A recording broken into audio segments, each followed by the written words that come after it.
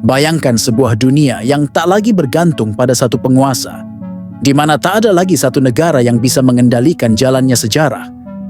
Dunia itu kini hadir. Dunia yang dulu berpusat pada kekuatan Amerika Serikat, kini sedang bergeser. Pelan, tapi pasti. Dulu, satu perintah dari Washington bisa mengguncang ekonomi global. Tapi hari ini, dunia tidak lagi bergetar karena suara dari satu ibu kota. Dunia mulai bergerak sendiri. Bebas, tak lagi tunduk. Dan inilah awal dari perubahan besar. Ada masa ketika Amerika adalah segalanya. Mereka bukan hanya pemenang perang, tapi juga pencipta sistem. Mereka bukan hanya bangsa yang kuat, tapi pemilik panggung dunia. Dolar menjadi mata uang dewa. NATO menjadi perisai dunia. Hollywood menghipnotis pikiran generasi. Setiap langkah, setiap keputusan membawa dunia mengikutinya. Itulah masa keemasan, ketika Amerika adalah raja tak terpantahkan. Tapi di balik kejayaan itu, bibit kejatuhan mulai tumbuh. Dunia perlahan jenuh. Dunia mulai bertanya, apakah satu negara pantas menentukan nasib miliaran manusia? Dan kemudian, retakan mulai tampak. 2008, krisis menghantam. Dolar bukan lagi simbol stabilitas, tapi sumber guncangan. Dunia mulai kehilangan kepercayaan. Lalu datang era Trump, disusul pandemi, lalu perang di Eropa Timur. Amerika terlihat goyah. Dunia memperhatikan. Dunia menyadari, Amerika bukan lagi panutan. Mereka terseret oleh konflik internal, oleh polarisasi, oleh kebingungan. Dan dalam kekosongan itulah, kekuatan baru lahir. Dari timur, sebuah naga bangkit. Cina tak lagi sekadar meniru, tapi memimpin. Mereka membangun, mendominasi, dan merangkul dunia lewat jalan sutra baru. Teknologi, militer, diplomasi, semua bergerak dalam senyap, tapi mengakar kuat. Di selatan, gajah bangkit. India perlahan menyalakan bara ekonominya.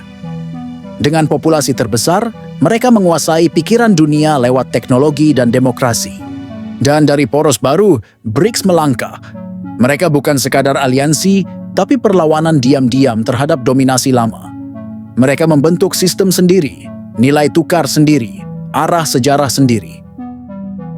Di barat, Uni Eropa menolak mati. Mereka memilih bangkit. Dengan kekuatan kolektif, Eropa ingin menulis ulang peran mereka. Dari pemimpin iklim, teknologi, hingga etika digital. Lalu dari Afrika, Asia Tenggara, Timur Tengah, muncul cahaya. Koalisi baru, mimpi lama yang dibangkitkan. Mereka ingin berdiri bukan sebagai bayangan kekuatan besar, tapi sebagai penggerak sejarah itu sendiri. Inilah dunia baru, bukan satu penguasa, tapi banyak kutub.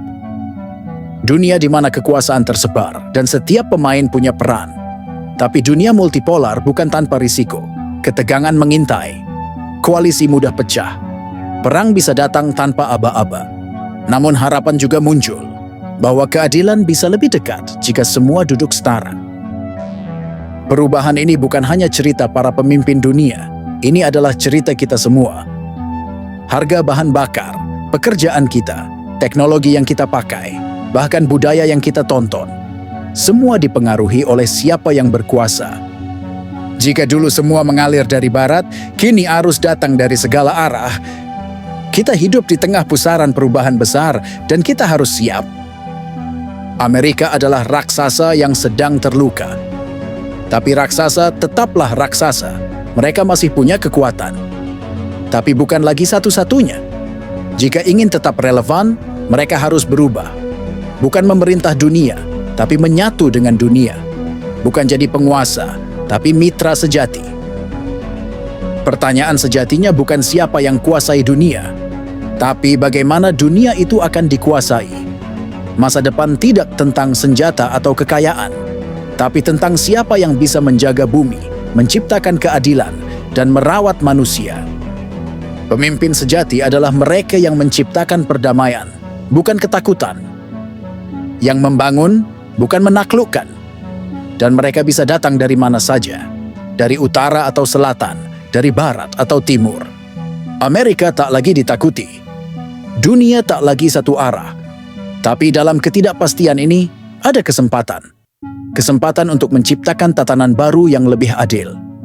Kesempatan bagi kita semua, bukan hanya negara besar, untuk ambil bagian dalam sejarah. Karena kekuasaan bukan soal siapa yang paling keras, tapi siapa yang paling bijak.